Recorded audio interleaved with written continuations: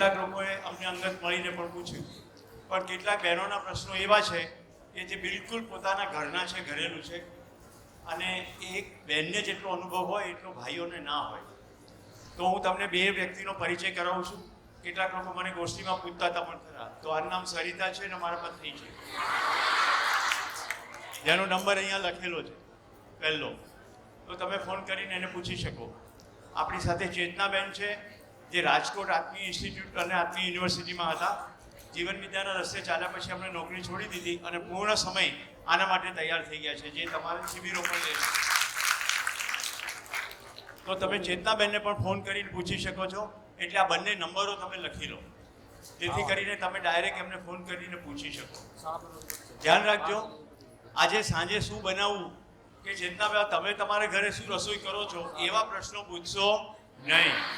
જીવન વિદ્યા સંબંધી તમને મૂંઝવતા પ્રશ્નો, અહીંયાથી જે પ્રસ્તાવ આવે છે એમાં કંઈક ગૂંચવાડો થયો હોય એ સંબંધી પ્રશ્નો. તમને એક સરસ મજાની ડાયરી આપવામાં આવી છે, રાઈટ? એ ડાયરીમાં ઘણા બધા ચાર્ટ્સ છે. એમાં કશુંક તમે પૂછવું હોય તો એ સંબંધી પૂછી શકો. વિડીયોની ક્લિપ્સ ને વગેરે બધું અહીંયા આપી દેવામાં આવશે. અને પછી તમે એ સંબંધે પણ પૂછી શકો. જેમ કે કેટલાકની પાસે મોબાઈલ નંબર છે, તો મારી એવી વિનંતી છે કે જેની પાસે મોબાઈલ છે, ઘરેથી અપડાઉન કરે છે, એને એકવાર વિડીયોની લિંક મળી જાય તો જેની પાસે કમસે કમ જોવાની સગવડ છે એને એ લિંક આપે, જેથી કરીને પોતાના ઘરે પણ એ જોઈ શકે. ધન્યવાદ. હવે આમ તો સોમભાઈએ બધી આગળની સૂચનાઓ આપી જ છે, પણ શિબિર પત્યા પછી જે કામ કરવાનું છે એમાં 2-3 મહત્વના મુદ્દા હું તમને કહી દઉં. શિબિરમાં બહુ મજા આવે, રાઈટ? સોમભાઈ એમનો અનુભવ કીધો કે 3 રાત ખુશીથી ઊંઘી નહીં શકાય. હું મારો અનુભવ યાદ કરું છું કે જ્યારે ઈશ્વર દર્શન ગઈકાલે કરાવ્યું ત્યારે હું એટલી બધી ખુશીથી રડી પડ્યો હતો. અને પછી સ્થિતિ એવી થઈ કે ઘણા વર્ષોનો સમસ્યાનો જવાબ મળી ગયો. તો આ ખુશી આપણા સાથે હંમેશા એના માટે શું કરવું? તો જે બધી આટલી બધી સૂચનાઓ છે એમાંથી થોડીક સૂચનાઓમાં આટલી ખુશી છે. તો આવી તો 14 પુસ્તકો છે અને બધી વસ્તુનું ખૂબ ઊંડાણપૂર્વક અભ્યાસ છે. તો અહીંયા પુસ્તકોનો સેટ પહોંચી જશે. અહીંયાથી વિડીયો બતાવવામાં આવશે. તમે વિડીયોના અનુરૂપ ચર્ચા કરશો. ગઈકાલે અમે નાનુદાદા સાથે બેસીને અમારું કમિટમેન્ટ આપ્યું છે કે ચેતનાબા છે, હું છું, યોગિતાબેન તમારી વચ્ચે હતા અને બીજા કેટલાક મિત્રો. આખું વર્ષ કોઈક ને કોઈક અમારામાંથી એક તો અહીંયા રહેશે જ. એટલે શું થશે? જેમ કે હું અઠવાડિયું રહ્યો છું, પછી ચેતનાબા અઠવાડિયું, એવી રીતે વારાફરતી અમે આવતા જતા રહીશું. પણ અમે તો જ રહીશું જો તમે દમદાર કામ કરો. તમે કોઈ અભ્યાસ ના કરો. જો તમે આ બધું વાંચન કરશો, ગોષ્ઠી કરશો, વિડીયો જોશો અને તમારા જિંદગીના પ્રશ્નોને સોલ્વ કરવાનો પ્રયત્ન કરશો તો અમે લોકો તમારી સાથે જ છીએ. બરાબર? કેટલાક લોકો મને ઈશારો કરીને કહે છે કે સોમભાઈનું શું? તો મેં તમને કહ્યું કે તમે દમ લગાડશો તો સોમભાઈ આવનારા 3 વર્ષ સુધી ગુજરાતમાં નિયમિત રીતે આવવાના છે. એમના ગુજરાતમાં જુદી જુદી જગ્યાએ શિબિર થવાના છે. તમે એવું દમ લગાડો કે ગમે ત્યાં ગુજરાતમાં શિબિર થતો હોય, સોમભાઈ 1 રાત માટે તો અહીંયા આવી જાય, રાઈટ? એટલે આપણી સાથે 1 દિવસની ગોષ્ઠી થાય, બધાની સાથે બેસવાની તક મળે. હવે આ શિબિર એક સામટું તમારો 400 જણનો, અને આમ જુઓ તો બહારથી આવેલા મહેમાનો સહિત 700 જણા લગભગ શિબિરમાં બેઠા. હવે જે કામ થશે એ બધું નાના નાના ગ્રુપમાં થશે. જેમ કે કોલેજની બહેનો જે વર્ગમાં છે, એફઆઈ છે, તો એફઆઈનો ક્લાસ ચાલતો હોય એમ એક પીરિયડ આવશે. આ સ્ક્રીન જે તમે જુઓ છો, આ સ્ક્રીન પાછળ ફિટ થઈ જશે. હવે લઈ જવાના નથી. એ સ્ક્રીન અહીંયા ફિટ થઈ જશે. એટલે તમે આ જ હોલમાં આવીને એ નિયમિત રીતે તમારો એક પીરિયડ અહીંયા થઈ ગયો. ઓકે? હવે રોજે જ અહીંયા ચાલતું હશે કોઈકનું કાર્યક્રમ. કોઈ એફવાય, બીજી વખતે એસવાય, ત્રીજી દિવસે ટીવાય. એવું આખું આયોજન એવું છે કે અઠવાડિયામાં કમસે કમ 2 વાર તમે 1-1 કલાક બેસી શકો. આ સમજાય? બધાને સમજાય છે? અઠવાડિયામાં 2 કલાક તમે બેસી શકો અને પછી એના સંદર્ભની ચર્ચા કરો. તો હમણાં જે વાત કરતા હતા કે પાત્રા અને ઢોકળા ઉપર કેટલી મિનિટ વાત થશે? રાઈટ? લાંબી ચાલવાની નથી, પણ આની ઉપર તમારી વાતો ખૂટશે નહીં. કેટલી બધી થશે. હમણાં બ્રેકમાં એક દીકરી એનો ઘરનો પ્રશ્ન કહેતા રડી પડી, તો મને એટલી ખુશી થઈ કે એને મારામાં ભાઈ જોયો, કે આ ભાઈ પાસેથી કંઈક જવાબ મળશે.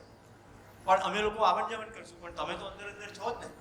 અત્યારે જે સંબંધો સમજાવ્યા, ભાઈ બહેન સંબંધ, બહેન બહેન સંબંધ, તો તમે એટલા દ્રઢ સંબંધો બનાવી દો કે તમે અંદર અંદર તમારી પીડા વહેંચી શકો અને એનું સમાધાન પણ આવે. હવે આવું કેવી રીતે થાય? આપણે ઉપયોગી થવાની જે વાત હતી, તમે સરસ અભ્યાસ કરો તો તમે તમારી બહેનપણીનો પ્રશ્ન હલ કરી શકશો, પણ તમારા જ અભ્યાસમાં બહુ દમ નહીં હોય તો તમે એની પીડા સાંભળીને તમે ભેગા ભેગ રોશો, તો શું ફાયદો થવાનો? એટલે ઉપયોગી થવાની પહેલામાં પહેલી તક तो कैंपस है. पीछे जो मेहमान बैठे हैं उन सभी के लिए हिंदी में यही चीज़ कहना चाहूँगा. अभी हम भोजन करके अपने अपने स्थान पर चले जाएंगे. ये उत्सव का वातावरण जो 8 दिन हमारे में रहा, वो आगे कैसे बढ़ाए, तो पूरा डाउनलोडेबल 14 की 14 किताब प्रिंट फॉर्म में भी उपलब्ध है और फिजिकल PDF फॉर्म में भी उपलब्ध है. गुजरात की एक ऐप बन चुकी है, तो उस ऐप के अंदर भी सब कुछ है. तो वालुकड़ का जो ग्रुप बना है उसमें मैं कुछ एक वीडियो के लिंक डालूंगा, ऐप की लिंक भी डाल दूंगा, आप इसमें साथ कनेक्ट हो जाइए. यूट्यूब पर सोम भैया के बहुत पुराने से लेकर के अभी तक के बहुत सारे शिविर उपलब्ध है, तो पूरे के पूरे शिविर देखिए. जैसे इस शिविर में जो कंटेंट कवर हुआ उससे अधिक कंटेंट कवर हुआ है पालिताना के पहले शिविर में, फिर मांडवी के शिविर में. तो वो पूरा 40 घंटे का शिविर अपडेटेड वहाँ उपलब्ध है, राइट. पुराने शिविर भी उपलब्ध है, तो आप उसको देख सकते हैं. कोई लोग बाबा जी के बारे में पूछ रहे थे, तो बाबा जी के साथ जो लोग बात करते थे वो पूरा रिकॉर्डिंग हुआ और वो संवाद के स्वरूप में उसके भी वीडियो उपलब्ध है. मध्यस्थ दर्शन के नाम पर बहुत सारा अध्ययन का काम चल रहा है, तो आप कहीं न कहीं अध्ययन से जुड़ सकते हैं. गुजरात में डेली सुबह 6 से 7 एंड 7:30 से 8:30 ऐसे 2 अध्ययन का सत्र हम चलाते हैं, जिसमें आप पठन भी होता है, लोग अपने प्रश्न भी शेयर करते हैं और कोई न कोई जवाब देते हैं. तो ऐसे यात्रा बढ़ेगी. तो जो भी मेहमान पधारे हैं उनको मेरी गुजारिश है, हम सभी का ये अनुभव रहा कि शिविर में बहुत अच्छा उत्सव का वातावरण रहता है, फिर धीरे धीरे सब डायल्यूट हो जाता है. तो लॉजिक बताता हूँ. मान लीजिए आपकी 40 साल की उम्र है, 40 साल से भ्रम की जितनी सूचना अंदर गई है, इसमें ये थोड़े अमृत के बिंदु पड़े तो डायल्यूट हो जाएगा. अगर उसमें ज़्यादा पढ़ेंगे, इसलिए बार बार इसको सुनना, बार बार पढ़ना, बार बार शिविरों में बैठना और गोष्ठी करना. तो ऐसा बार बार करने से अपने अंदर जो पुराना जो इकट्ठा हुआ है भ्रम, वो डायल्यूट होना शुरू हो जाता है और सच्चाई की सूचना वहाँ बैठना शुरू हो जाती है. फिर हम देखना शुरू करते हैं, तो फिर अस्तित्व सहज जितना भी हमें दिखाया गया वो दिखने लगता है, नहीं तो पहले भ्रम ही दिखता है. बच्चों के बहुत सारे प्रश्न थे और बहुत सारे प्रश्नों का जवाब नहीं दिया जा सका, समय की मर्यादा रही. गोष्ठी भी हम रात को 1.5 घंटा करते थे, तो गोष्ठी समाप्त होते होते बहुत सारे प्रश्न थे, राइट. कुछ प्रश्न यहाँ से लिए भी गए, तो ऐसे प्रश्न भी रहे जो जीवन विद्या के विषय वस्तु से नहीं थे. ऐसे जो मेहमान लोग पधारे उनके जीवन में भी ऐसे हुए होंगे प्रश्न. कोई लोगों ने संकोच भी किया, इस प्रश्न को कैसे पूछे, पूछना चाहिए कि नहीं पूछना चाहिए. तो ये सभी का समाधान उपलब्ध है अगर आप अध्ययन में लगे तो. अब कोई ये पूछे अब आप क्या करो, तो मैं बता दूं हम क्या करेंगे, ताकि हमारी जिंदगी कैसे चल रही वो भी आपको थोड़ा पकड़ में आएगा. जैसे आज शिविर समाप्त होने के बाद हम अपने अपने घर जाएंगे, केवल एक दिन हमारे पास है. 30 तारीख को फिर से हम चल पड़ेंगे भरूच. तो पूरे गुजरात में जो जो इस कार्य में लगे हैं, ऐसे कोई 50-60 मित्र इकट्ठे होंगे. 2 दिन सोम भैया के साथ बैठेंगे और अपनी अपनी यात्रा शेयर करेंगे, कहाँ कहाँ अटक रहे हैं, कैसी यात्रा हो रही है, इसको कैसे लोगों के बीच में ले जाया जा सके, ताकि हमारी उपयोगिता सिद्ध हो, राइट. मैं कुछ जानता हूँ, समझता हूँ और खुद में ही जीता हूँ और मैं मर जाऊँगा तो उसका तो मल्टीप्लिकेशन नहीं हुआ. तो बेहतर कैसे लोगों तक पहुँचे, 2 दिन उसमें लगाएंगे. फिर 2 तारीख से 9 तारीख तक पूरा सप्ताह मानव व्यवहार दर्शन नामक एक किताब है 14 किताबों में से. तो मानवों के बीच में व्यवहार कैसे होता है उसका डिटेल में स्टडी करेंगे सोम भैया के साथ. तो ऐसे हमारे 9 तारीख तक का कार्यक्रम रहेगा. फिर 11 तारीख से मैं, कमल भैया, दीनू भाई पीछे है, ऐसे 3-4 मित्र उत्तर में जाएंगे. भारत के उत्तर क्षेत्र में, उत्तरांचल में, वहाँ एक शिविर का आयोजन करने का हम काम कर रहे हैं। तो ऐसे ही सितंबर हमारा पूरा हो जाएगा, अक्टूबर में फिर से शिविर।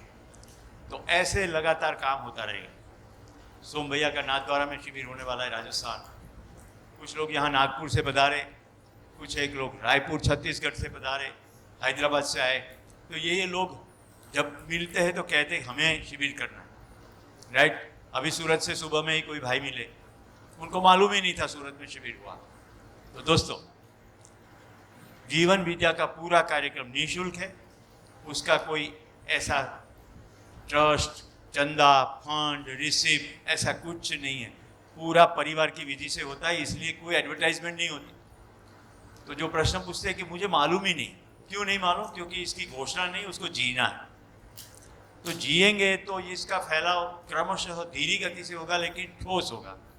अभी तक प्रचार के बहुत सारे कार्यक्रम देश और दुनिया में चलते हैं, लेकिन वैसी की वैसी मानसिकता रहती है। तो ऐसा इसमें न हो, इसीलिए जिनको लगे कि इसको फैलाने की आवश्यकता है, वो अपने पर काम करना शुरू कर दें और शिविर के आयोजन के बारे में हमारे साथ बात करें। हम सहयोग में आ जाएंगे और शिविर ऑर्गेनाइज करेंगे। सोम भैया के शिविर हमेशा हिंदी में होते हैं। गुजराती में मैं शिविर ले रहा हूँ। तो मेरा अगला शिविर 18 से 22 सितंबर लोक निकेतन, ऐसी एक संस्था है, ये जैसे लोक विद्यालय है, लोक भारती है, ऐसे पालनपुर पास एक संस्था है, उसमें गुजराती में होगा। तो जो मेहमान लोग हैं उनको बता दूं, आपको लगे कि इस विषय वस्तु को गुजराती में कहीं सुनाना है, आधा घंटा का आधा दिन का इंट्रोडक्शन, एक दिन का इंट्रोडक्शन, 2 दिन, 3 दिन या पूरा 5-7 दिन का शिविर, तो हम सब इसके लिए तैयार हैं। अभी और भी शिविर लेने के लिए चेतना मैन को आप मिले ही है, दिनेश भाई आपके बीच में दोपहर में शेयर कर चुके हैं समरी, तो आप इनको जानते ही। तो ऐसे हम लोग ये शिविर के लिए उपलब्ध है। तो हम हमारी तरफ से जितना दम लगा सकते लगाएंगे। आप लोग भी काम करेंगे तो ये यात्रा आगे बढ़ेगी। प्रचार करना नहीं है, जीना, ये महत्वपूर्ण चीज़ है। अभी बहुत फुदक हो रहे हैं हम, खजाना मिल गया, फिर 5 दिन के बाद घर वाले देखेंगे ओ तारम तो कहीं फेर पड़ो नहीं, तू तो कमूड़ी ये भी रही। तो अभी मेरी मासी का नाम है कमला, तो मेरी जो नानी माँ थी उनको बोलती थी कमूड़ी तू आवी ना भी रही, इसलिए वो मुझे याद आ गया। तो आपका नाम धन्य हो जाए, राइट। तो जैसे जैसे बहुत अच्छे नाम मैंने पूछे भी। कल मैंने किसी को पूछा आपका नाम क्या, बोले जानवी। जानवी का मीनिंग क्या नहीं मालूम, बोले नदी, राइट। अब जानवी एक नदी का नाम, जानवी का मीनिंग कितने लोग जानते हैं? जानवी का मीनिंग कुछ लोग जानते हैं। तो पूरी परिभाषा उपलब्ध है जीवन विद्या की, हर एक शब्द का कोई मीनिंग है। जैसे शिक्षा, समाधान, राइट, व्यवस्था, अवस्था, ये सभी का मीनिंग है। तो ये किताबों में ये भी मिल जाएगा। तो मेरी ओर से यहाँ पर बेसिक चीज़ पूरी होती है। आगे शिविर के बाद अपने को कैसे आगे बढ़ना है। अब है ये फाइनल सत्र फीडबैक। आपको शिविर कैसा लगा उसका सभी के पास एक ही जवाब है, बहुत अच्छा। तो वो सुनने में ना तो सोम भैया को तृप्ति है, ना हमें किसी को। हम ये सुनना चाहेंगे कि आपको नया क्या मिला और आगे इसको आप कैसे ले जाएंगे। तो 2 ही प्रश्न हैं, मेरी क्या उपलब्धि हुई और इस उपलब्धि को मैं अपनी जिंदगी में कैसे रखूंगा। મને શું મળ્યું અને હવે હું મારી જિંદગીમાં એને કેવી રીતે મૂકીશ, right, what did I get and how I am going to implement it, ऐसा सिंपल। और कोई संकोच ना करे, ये ऐसी जगह है परिवार में हम हमारे भाव व्यक्त कर ही सकते हैं, ठीक है। अगर आपकी अभिव्यक्ति में कुछ कमियां भी रह गई तो हम यहाँ कोई कमियां ढूंढने नहीं आए। हम केवल ये सुनने आए हैं कि पिछले 8 दिन से जो यज्ञ चला, क्या हमारी ओर से वो ठीक चला, राइट।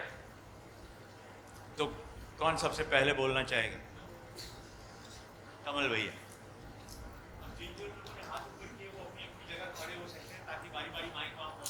या यहाँ आके लाइन लगा सकते हैं कि यहाँ से बोलेंगे तो भी सुंदर रहेगा, कैमरे में रहेगा, सब देख पाएंगे, है ना।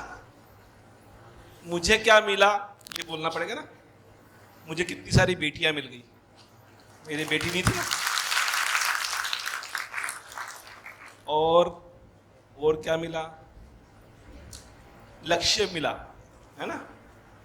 लक्ष्य समझ में आया कि सफलता इसको नहीं बोलते, इसको बोलते हैं। कल मैं चापाड़ा भी गया, वहाँ भी ऐसी कक्षा थी, लड़कियां बैठी थी, वहां लिखा था सफल व्यक्ति होने क्या है ना। मैंने पूछा सफलता क्या है? अच्छा काम सफलता है। अच्छा काम क्या है? सफलता है ना। तो सफलता का मतलब क्या था? कार आ गई मेरे पास, तो उन्होंने कहा मेरे पास, मैंने कहा कार है, बंगला है, मैं सफल हूँ? तो सबने कहा सफल हूँ। क्या मैं सफल हूँ? तो सफलता का प्रमाण कैसे होगा? जैसे अंक मिलते हैं एग्जाम में, तो अपन सोचते सफल हो गए, 90% मिल गए, है ना, 80% मिल गए। तो अब मेरी सफलता का प्रमाण क्या होगा? कौन बताएगा क्या होगा? मेरी सफलता का प्रमाण क्या होगा? कमल की सफलता का प्रमाण क्या? आप खुद ये बता सकते हैं ना। तो बता सकता हूं, पर मेरा प्रमाण तो आप बताओगे। मेरे नंबर आए, मैंने बताया 90 आए, पर कहां से आए? है ना, देने वाला तो नंबर मैं नहीं होता ना अपने आप को। मैं क्या करूंगा जिससे कि मैं सफलता, आप गिनेंगे कि मैं सफल हूं। अभी तक तो गाड़ी से गिनते थे, ड्रेस से गिनते थे, टेलीफोन से गिनते थे, है ना, मकान बंगले से गिनते थे। पर मैं सफल हूं, इसका प्रमाण क्या हो रहेगा? आप सफल होगे उसका भी प्रमाण चाहिएगा। वही बात अभी की थी। तो मैं सफल हूं, इसका प्रमाण क्या रहेगा? आप जीवन में खुश हो और व्यवस्था में क्या सहयोग है आपका, वही आपकी सफलता। ये शब्द हो गए, है ना, जो भैया ने सिखाए, हमने रट लिए, एग्जाम दे दिए, हम पास हो गए, और मैं पास नहीं हुआ। मैं कब सफल होऊंगा? जब मैं जो सीखा अपने जीवन में उतारूं और तुम्हें सिखा पाऊं, और तुम दूसरे को सिखा पाओ, जब मेरी सफलता। तो अभी मुझे एक बहुत अच्छी चीज मिली, जहाँ यहाँ बैठा था मैं, इसलिए मैं शेयर करने के लिए पहले पहले उठ गया, नहीं तो मेरा लास्ट में नंबर देता। कमल भैया, मैं आपसे कुछ कहना चाहती हूँ। जी, आपकी सफलता का कारण ये है कि आपने जो सीखा हो हमें सिखाया हो, और हम सीख के दूसरों को सिखाए, हमारी सफलता होगी। यही होगा। पर मैं सिखा पाऊंगा और तुम दूसरे को सिखा पाओगे, जब तक मुझे वेट तो करना पड़ेगा। हाँ। ऐसे खुश नहीं हो जाना पड़ेगा मैं सफल हो गया, है ना। उसका परिणाम भी आएगा। तो अभी क्या हुआ, एक बार हमारे स्कूल में अब्दुल कलाम आए। अब्दुल कलाम ऐसे ही पूछ रहे थे, तुमको क्या बनना, तुमको क्या बनना? तो एक ने बोला इंजीनियर बनना, एक ने बोला डॉक्टर बनना, एक ने बोला पुलिस में जाना, एक ने बोला टीचर बनना। ऐसे बोल रहे थे सब जने, है ना। पीछे एक अंधा बच्चा बैठा था, उसने क्या बोला, मैं देश का पहला अंधा प्रधानमंत्री बनूंगा। क्या बोला? तो उसका लक्ष्य क्लियर था। डॉक्टर होने में लक्ष्य क्लियर नहीं होता, डॉक्टर तो बहुत है, प्रधानमंत्री भी बहुत आए। तो अभी एक लड़की से मैंने टीवाई थी 3rd ईयर की, पूछा क्या बनोगे, तो मैंने सोचा टीचर बनने का आंसर देगी। मैं पहले ही सोच दिया टीचर बनेगी, है ना, मुझे टीचरें पसंद है इसलिए।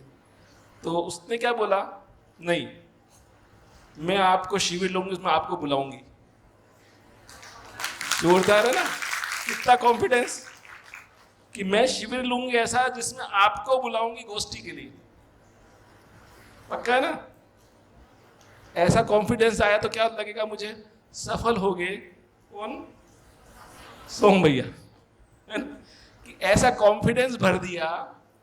तो अब उसके लिए मेहनत तो करनी पड़ेगी, करने को भी तैयार। उसने पूछा क्या करेगी, मैं शिव अध्ययन में जाऊंगी 6 महीने, तैयार है? हाँ। घर के वालों ने भी घर पे भी पूछ के आ गई। ये दिखाता कमिटमेंट कि आगे मैं 6 महीने के लिए तैयार हूं। उसका क्या नाम है, आपको गेस करो, आप में से ही है? इशिता होगी शायद। पक्का? ताली बजाओ, आ जाओ।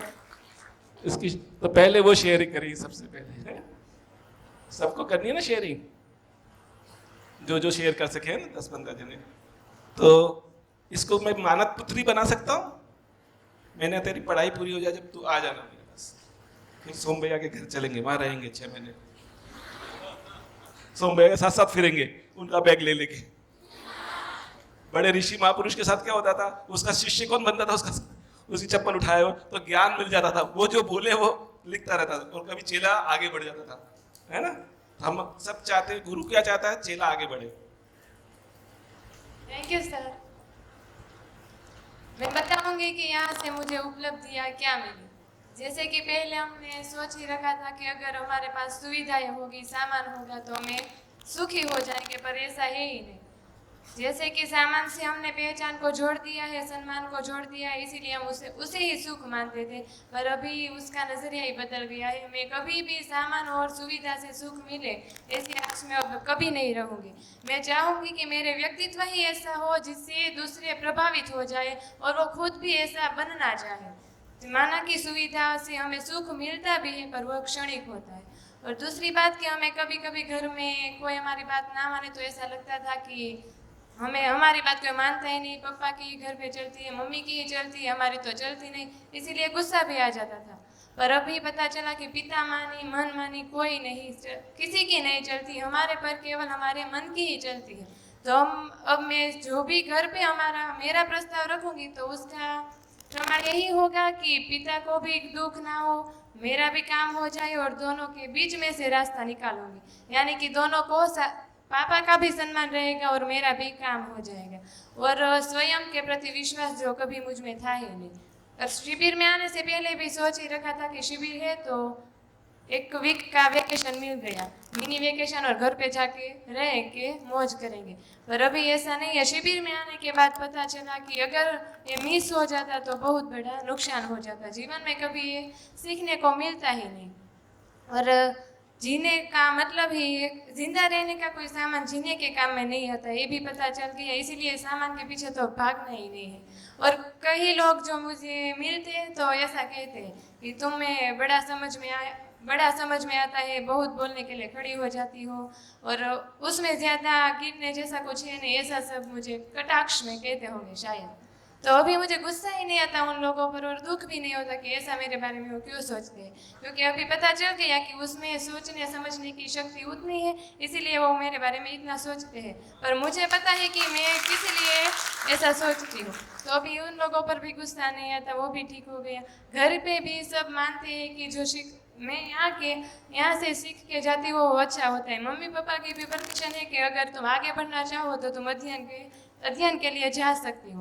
उन लोगों ने भी परमिशन दे दी है और मुझे भी वो अच्छा लगा कि उन लोगों ने मेरे ही जिद के कारण नहीं, पर उसने मुझ में जो चेंजेस देखे उस पर से उन लोगों ने ये मुझे परमिशन दी है। और अभी तक हमने जो वो भी सीखा कि हम अभी के लिए जो वस्तु खरीदते थे तो हमें लगता था कि उस वस्तु पर हमारा मालिकीपन है, इसीलिए हम उसके साथ मन चाहा बर्ताव करते थे। जो वस्तु हमने खरीद ली तो हमारा मालिकीपन है, तो हम चाहे जो भी करें, दूसरों का उनसे क्या लेना देना। पर ऐसा नहीं है, हम सिर्फ मानव श्रम की ही कीमत चुकाते हैं। वास्तव में जो हमने जो लिए ही चीज़ है वो प्रकृति के पास से ली है और हमने दिया क्या, वो प्रश्न खड़ा होता है। तो सच में हमने उसे कुछ दिया ही नहीं है, जो है उन्हें भी हमने बिगाड़ा है। तो ये भी पता चल गया कि जितनी आवश्यकता होगी उतना ही लूँगी और पूरा सहयोग करूँगी कि प्रकृति का जो संतुलन है वो ऐसे ही बना रहे और उन्हीं के साथ हम सब चलें। और अस्तित्व यानी कि अब तक पता नहीं था कि जो व्यवस्था में है उन्हें स्वीकारा। अस्तित्व और सह अस्तित्व का भी पता चल गया। तो अगर स्वयं के प्रति अगर हमारा विश्वास होगा तो हमें दूसरों को की ज़रूरत ही नहीं होगी। हमारे में जो चेंजेस आएंगे वो लोग सामने से ही देख पाएंगे और उन्हें भी लगेगा वो इतने खुश है तो हम भी कैसे खुश हो सके, तो उन्हें भी ऐसे खुश होने की इच्छा जागृत होगी। इसीलिए जैसे हमें हमारे प्रति विश्वास आएगा, हमारे कुटुंब में जो सदस्य होते हैं उन्हें भी वो दिखेगा ही और वो भी हमें अपनाएंगे। और जैसे ही परिवार सुखी होगा तो समाज तो सुखी होना ही है, क्योंकि समाज होता है वो परिवार से ही बना होता है। और परिवार सुखी होगा, समाज सुखी होगा, सब में समाधान होगा, अभय होगा, भय से मुक्ति होगी और समृद्धि होगी, तो विश्व को भी आगे बढ़ने से कोई रोक नहीं सकता। ये जो सारे दूषण है, भ्रष्टाचार, करप्शन, रेप, वो ऐसे ही खत्म हो जाएगी, क्योंकि अभी तक सब में समझ ही नहीं है कि जीने की सही वजह क्या है। पाना तो सुख ही है। सर ने कहा था जैसे कि एड्रेस गलत है, पर सर मैं कहती हूँ एड्रेस सही है, वहाँ तक जाने का रास्ता गलत है। अभी तक हमारे पास रास्ता ही नहीं था, इसलिए हमें ऐसा लगता था कि एड्रेस गलत है। अब पता चल गया, जीने की सही सीख मिल गई है, सब समझ में आ गया कि सब प्रकृति में है कैसे। और अभी तक लगता था ईश्वर के भरोसे छोड़ देते थे, ईश्वर है, नसीब में लिखा वही होगा। ऐसे ही हम कभी दुख मिले तो ऐसे ही बैठ जाते थे कि अब आगे क्या होगा वो ईश्वर देखेंगे, हमारे नसीब में ही ऐसा लिखा तो ऐसा नहीं है। हमारी खुशी की जिम्मेदार सिर्फ हम हैं। अगर हम चाहते हैं कि हम खुश रहे तो हम हो रह सकते हैं। उनकी किसी की हैसियत नहीं कि हमें वो दुखी कर पाए। अगर हम चाहते हैं तो हम खुद खुश रह सकते हैं। और अभी तक हमें लगता था कि ईश्वर ही सब कुछ है, तो पृथ्वी का भी निर्माण नहीं हुआ है, उसका भी प्रकटन है। जैसे कि हमें ऐसा लगा, मुझे ही ऐसा क्वेश्चन था कि मानव के 2 पैर कैसे है, 2 आंखें कैसे है, तो उसका भी जवाब मिल गया सर कि हमने प्रकृति ने बनाए नहीं, हम खुद नहीं, हमारा खुद प्रकटन हुआ है, इसीलिए हम है वही वास्तविकता है और दूसरी कोई वास्तविकता है ही नहीं। और इतनी सारी बात पता चली है। और सर आप आए तो हमें ऐसा क्वेश्चन था कि सर वहाँ से यहाँ तक क्यों आए, अगर हमें तो कुछ समझ में आने वाला है ही नहीं, क्योंकि हमें अभी तक इन सब की समझ थी ही नहीं। तो ऐसा ही लगता था कि सर यहाँ आएंगे वो नुकसान ही होगा सर का ही, क्योंकि हमें तो पता ही हमें कुछ समझ में आना ही नहीं। और अब आप जा रहे हैं तो भी वही क्वेश्चन है कि आप जा क्यों रहे हैं, यही क्यों नहीं रहे।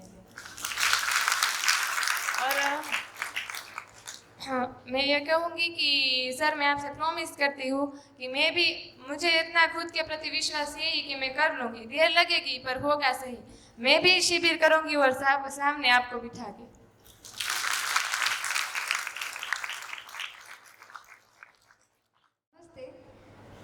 यह 7 दिन में मैंने शिविर में अपने को खुद की पहचान बना जानी और अनेक की परिभाषा सीखी। जैसे गरीब है, अमीर है, समृद्ध, जिज्ञासा, धर्म, मानव, उसकी मैं परिभाषा ये समझती थी कि सब लोग जो समझाते थे, पर आज सर ने जो सिखाया उससे मुझे नई कितनी बातें जानने मिली कि हमको किसी को नीचा नहीं दिखाना चाहिए, पर उसको कैसे जीना है वो जानते हैं, पर हम उसको समझ नहीं सकते। हम खुद समझते हैं हमारा जीवन क्या है, तब भी हम उस लोगों को भी समझे कि उसका जीवन क्या है। और यह सब बात जानकर मैं अपने जीवन में अमल में उतरूंगी कि मुझको क्या करना है, और मैं खुद को समझूंगी और दूसरों को भी समझने की कोशिश करूंगी। क्योंकि जब तक हम नहीं समझते, हम पर विश्वास नहीं होता, तब पर हम किसी पर विश्वास भी नहीं कर सकते और किसी को समझ भी नहीं सकते। कल आपने जो ईश्वर की बात की उससे मुझे सामने ईश्वर की साक्षात्कार दिख गया कि ईश्वर सामने ही है, पर हम उसको पहचान नहीं सकते हैं। इस शिविर के दरमियान मुझे मेरे पेरेंट्स ने सब कुछ बचपन में सिखाया था, पर मैं बचपन में खेल में सब भूल गई थी। पर आपने जब शिविर किया सब कुछ मुझे याद आ गया और नई बातें भी मुझे जानने मिली। इसीलिए आपका और सभी शिविरार्थी भाइयों और बहनों का खूब आभार। आप आज मिले हैं तो और कब मिले कि मुझको पता नहीं, पर आपका जो आपने सिखाया वो मैं जीवन भर याद रखूँगी।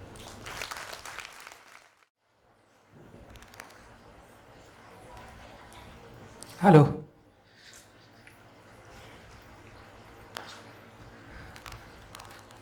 पता नहीं वहां से कैसे उठ गया और यहाँ तक आ गया। मतलब चाहता था कि सही पर रहा नहीं गया। अभी मैं कल जब कार्यक्रम चल रहा था यहाँ पे तो आया था वहाँ पे, और सोम भैया वहाँ पे बैठे हुए थे। काफी दिनों से मैं उनको धन्यवाद बोलना चाह रहा था लेकिन बोल नहीं रहा था, तो मैं कान में आके उनको धन्यवाद बोल गया और वो थोड़ा सा मुस्कुरा दिए। आवाज आ रही है आपको? अच्छा ठीक। फिर रात को जब मैं अपने बेड पर लेटा हुआ था तो मेरा ख्याल आया कि अगर मैं सोम भैया के प्रति इतना कृतज्ञ हो रहा हूं तो मैं मूल में जाने की कोशिश कर रहा था कि क्यों हो रहा हूं इतना कृतज्ञ। अब फिर मेरे को समझ में आया कि सोम भैया को ज्ञान मिला है, उन्होंने महसूस भी किया है, अपनी जिंदगी में उतारा भी है। ए नागराज जी से जाना है और ए नागराज जी ने अस्तित्व से जाना है, तो डायरेक्ट अस्तित्व के प्रति कृतज्ञ होना, उससे अपने तार जोड़ते हैं। अभी 4 महीने पहले जब सेकेंड कोरोना की लहर आई थी तो मेरी जर्नी ऐसी रही थी कि मुझे बहुत खोज के कहीं से जीवन विद्या मिला, खुद ही मिला, बहुत कुछ जान के एजुकेशन में कुछ करने का था, तो मेरी जर्नी वहां तक मुझे ले गई। लेकिन जब पहला शिविर मैंने देखा था तो एक तरफ भैया बोल रहे थे और मेरी आंखों से आंसू टप रहे थे। रात भर में शिविर देखता था, दिन में शिविर देखता था, और ना जाने कितनी बार दिन में रोता था और रात में भी रोता था, लेकिन कभी जिंदगी में इतनी खुशी महसूस नहीं की जितनी 4 महीनों में की है।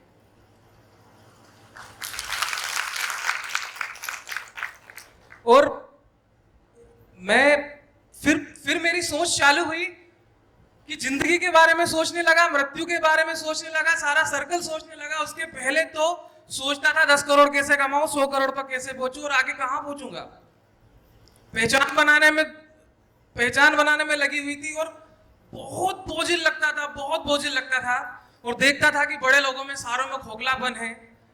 प्यार से मुस्कुरा के बातचीत कर लेते हैं, लेकिन एक दूसरे के प्रति वो इतना प्यार नहीं है। और वो जिस दिन उतना प्यार आ गया, अभी इतना चेंज आया है कि झूठ बोलना मेरे को बहुत नॉर्मल लगता था।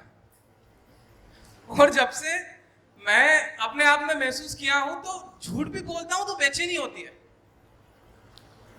और मैं सच बताऊं आपको, तो मैं सोचता था कि अगर सफलता के मायने पैसे कमाना, पहचान बनाना या कुछ और बनाना होता तो भगवान मुझे या ईश्वर मुझे 50 साल जीने की तो गारंटी देता। उसने मुझे गारंटी नहीं दी। मैं अगले 10 सेकंड जीऊं ना जीऊं मुझे नहीं पता। जब वो बात की स्वीकृति नहीं दे रहा है तो ये सफलता के मायने हो नहीं सकते। जर्नी बहुत अपनी होती है। अभी आपके अंदर जिज्ञासा जगी होगी, लेकिन जर्नी आपकी होगी। आप अलग अलग एंगलों से चीजों को देखोगे, सुनोगे, समझोगे। हर कुछ पढ़ने में मजा आएगा आपको, हर कुछ पढ़ने में मजा आएगा और हर कुछ से आपको एक ऐसा नजरिया मिला है जो आपकी जिंदगी को मेरे पिताजी जो हैं पहले से ईश्वर में बहुत बिलीव करते हैं, तो अंदर ईश्वर को नकारा भी नहीं जा सकता था इतनी आसानी से। लॉजिक काम करते थे।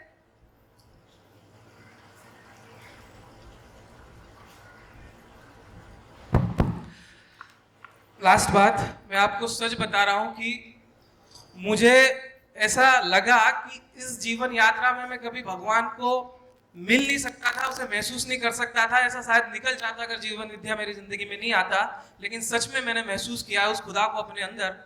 ये बहुत बड़ी बात है। Thank you.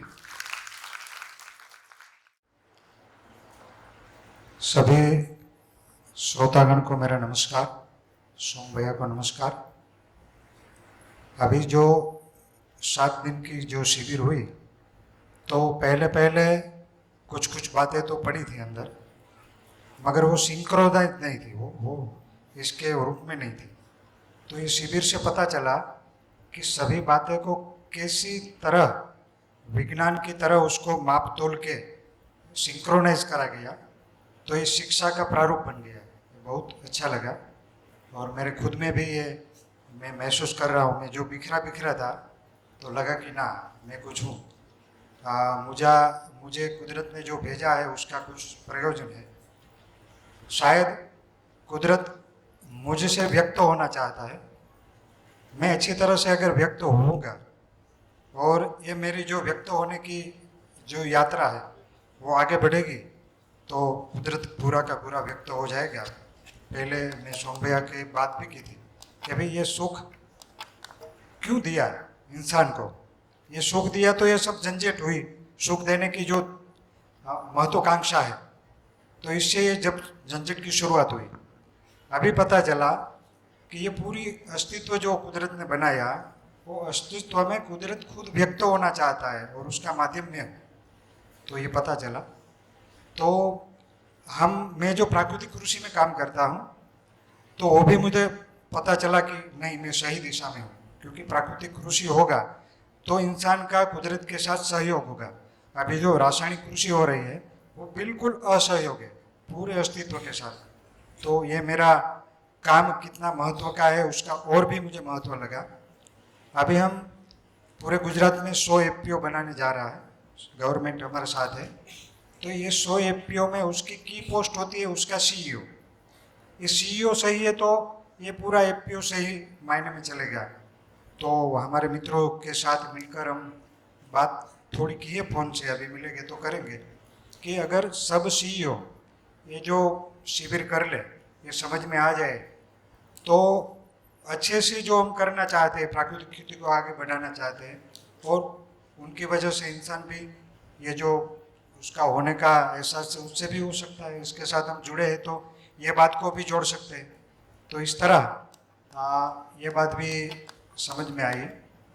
जो कुटुंब की बात है, परिवार की बात है, तो मैं यहाँ जाके मेरे बच्चों को ये शिविर जब हो सके इतना जल्दी समय में कराऊंगा, ताकि मेरे कुटुंब में भी हारमोनी बने। अगर मेरा कुटुंब में हारमोनी बनेगी तो मेरे आजू बाजू में बनेगी, मेरे समाज में बनेगी, मेरी जो विचारधारा है उसमें बनेगी।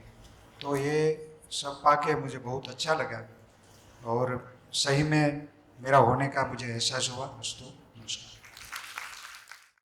हेलो, सभी को नमस्कार। आज से 7-8 महीने पहले जब मालतेना वाली शिविर खत्म हुई थी, तभी विनुभाई मांडविया उसने ये बीज रखे थे और आप अभी हम सब ये पूरा वट वृक्ष देख रहे हैं, जो सफल हुआ बीज जो बोया हुआ था। पिछले महीने से हम 1.5-2 महीने से तैयारी कर रहे थे।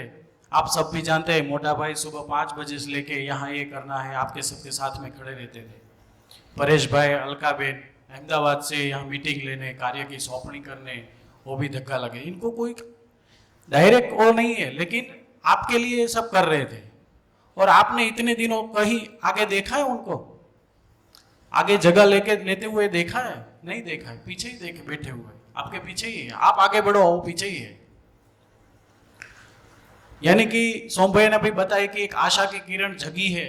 वैसे मेरे पास भी आशा है ही, मेरी धर्मपत्नी के रूप में तो है ही, लेकिन हम सब में भी आशा की किरण बनी है। और ये जो बीज बोया गया है उसको हम पानी पिलाएंगे, जिंदा रखेंगे कि नहीं? रखेंगे कि नहीं?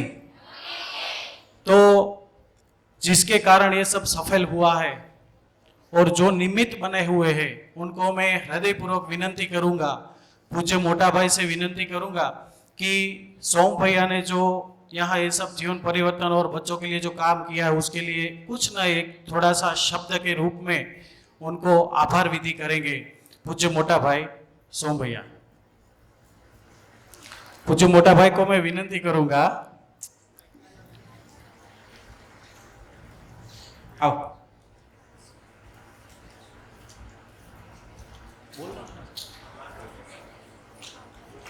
જોરદાર તાળીઓથી વધાવીએ આપણે। 84 વર્ષની ઉંમરે આપણે પણ થાકી જઈએ। 84 વર્ષની ઉંમર હોવા છતાં એની સાથે સમય કાઢવામાં આપણે થાકી જઈએ છીએ। સવારના શ્રમથી લઈને આખા દિવસના રૂટીનમાં આપણે જોઈએ છીએ કે ઓલા ખૂણામાં ઝાડવાનું કુંડું તૂટી ગયું છે, ત્યાં કલર કરવાનો બાકી છે, ગૌશાળામાં ગાયોનું ઘાસ નથી, બધી જ ચિંતા એને હોય છે। સ્ટાફમાંથી કોઈ ગાડી બહાર ગઈ હોય અને રાતે 11 વાગ્યા સુધી આવી ન હોય તો 11 વાગ્યા સુધી એનો ફોન હોય, ભાઈ તમે આવી ગયા છો? એ આપણા મોટા ભાઈ કંઈક છે તમારા માટે કરવાની, કંઈક ચાહના છે। અને ફરીવાર આપણે આ જે પણ કાંઈ આદરણીય મહોદય બધા છે એને વિશ્વાસ આપીએ કે અમે આમાં આગળ વધશું કે નહીં? વધશું કે નહીં? Okay, keep it up. અને દશરથભાઈ ઉપસ્થિત છે જેમણે આર્થિક સહયોગ પણ સારો કર્યો છે, પોતાની વાત રજૂ કરશે। સમર્થ ડાયમંડ ગ્રુપ, દશરથભાઈ। मित्रों, आमो इसमें बोलने का तो मेरे को ऐसा लग रहा है कि मैं क्या बोलूं या क्या ना बोलूं। तो जब भी जीवन विद्या का नाम आता है तो मैं 2012 से जीवन विद्या का नाम सुनता था, कुछ ना कुछ सुनता था। मेरे को तो तक ही नहीं मिलता था। जीवन विद्या का शिविर मेरा विश्वनगर में 2 बार हुआ, 3 बार हुआ। तो सुरेश सर वो सबको तो हम लोग, दिनेश भाई वो लोग को तो हम 2012 से पहचानते हैं, पर हम लोग ऐसा बोलते थे कि हमको जीवन विद्या करने का है। मेरा वाइफ पीछे बैठा है, उन्होंने 3 बार जीवन विद्या किया। तो मेरे को तो क्या है कि कुछ ना कुछ बहाना ही मिलता था, इसमें स्वीकृति कुछ मिलता नहीं था। तो मैंने आज वही ये टाइम पे मैंने ऐसा तय किया था कि जिधर अलग विश्वनगर से 200-300 किलोमीटर दूर होएगा तभी मैं जीवन विद्या करने के लिए जाऊंगा।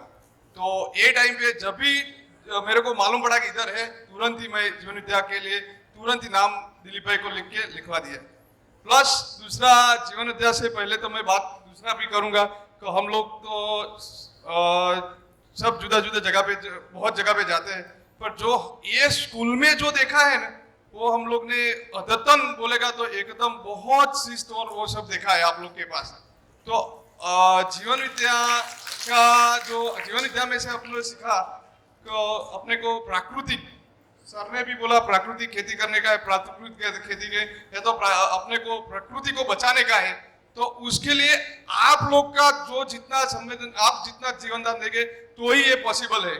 उसका कैसा बोलेगा तो मैं पहले बॉम्बे रहता था, बॉम्बे से जब भी मैं रिटर्न बैक आया, इधर आके प्राकृतिक खेती करने का बात आया तो मेरा वाइफ का पूरा मेरे को सपोर्ट था, तभी मैं इतना आगे ये सब अभी थोड़ा बहुत जो खेती करता है वो कर सकते हैं। तो आगे कोई इधर सीए बनने का ये सब बनने का वो सब भी साथ में रखो, साथ में जो कभी खेती का बात आता है तो आपका जो जिधर विवाह करके लगन करके आप जाएंगे तो वो लोग को प्राकृतिक बचाने के लिए उसको आप जितना सपोर्ट करेंगे तो ही ये सक्सेस होने वाला है। नहीं तो बोलने वाला तो बहुत सारा है, बोलता तो बहुत है। हम लोग बहुत जगह पे, मैं जितना खेती के बारे में बहुत अलग अलग जगह पे घूमने के लिए जाता हूँ। इधर भावनगर आया था 2-3 बार, तो सब जगह पे हम लोग ने देखा तो उनका घर वाला का उनके साथ पूरा सपोर्ट है, सहयोग है, तो ही ये खेती के लिए ये लोग ने मिशन सक्सेस किया है। तो जीवन विद्या के माध्यम से हमको तो बहुत कुछ मिला है, तो वो सब तो देखेंगे, जीना वो सब तो बहुत सारा हमने वीडियो भी, मैंने तो बहुत बार थोड़ा छोटा देखा है। साहब लोग के साथ में भी कभी बात होता था, पर मेरा तो इतना निवेदन है कि ये आप आने वाला भविष्य में प्रकृति को बचाने के लिए आप एक उज्जवल भविष्य है, तो आप लोग सब आगे इसमें जितना जाएंगे तो प्रकृति को अपन जो पुराना जब जहर मुक्त खिलाने का है वो सब मिशन में आप आगे जा सकते हैं। मेरा तो हम लोग ने तो अभी पूरा तय किया है कि हम लोग पूरा जहर बिना खिलाने का वो सब हमारा तो माध्यम है। और उसके लिए कोई भी स्कूल का या तो इधर अपना स्कूल शरणों सर से है तो विद्यालय से हमारा उधर 10 स्टूडेंट भी पढ़ने के लिए आए हैं प्राकृतिक खेती का। वो सब उधर हम लोग के उधर आके अभी ये 1 महीना हो गया।